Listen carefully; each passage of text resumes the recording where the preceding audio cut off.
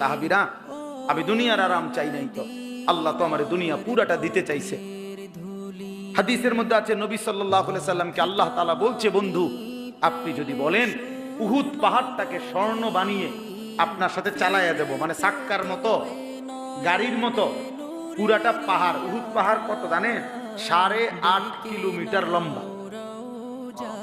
8.5 kilo লম্বা উহুদ পাহাড়। মসজিদে নববী থেকে রাসূলুল্লাহ সাল্লাল্লাহু আলাইহি সাল্লামের রওজা আথারের এখান থেকে দাঁড়াইলে উহুদ পাহাড় দেখা যায়। এই 4-5 কিলো হবে না জুবাইর ভাই? 4-5 কিলো দূরে মসজিদ থেকে, কিন্তু স্পষ্ট পাহাড়ের চূড়া দেখা যায়। এই 8.5 কিলোমিটার লম্বা এত বড় পাহাড়। আল্লাহ বলছে, বন্ধু আপনি বললে এটা পুরাটারে স্বর্ণ বানিয়ে আপনার সাথে এটা চলবে, মানে লগে থাকবো, আর এটা লগে আপনার যখন যা লাগবে আপনি শুধু নিবেন। আল্লাহ নবী সাল্লাল্লাহু আলাইহি সাল্লাম বলছেন, আল্লাহ আমি চাই আশবাউ ইয়াওমান ওয়া আজুউ ইয়াওমান, আমি চাই এক বেলা পেট ভরে খাবো, আরেক বেলা অভুক্ত থাকবো, ক্ষুধার্ত থাকবো।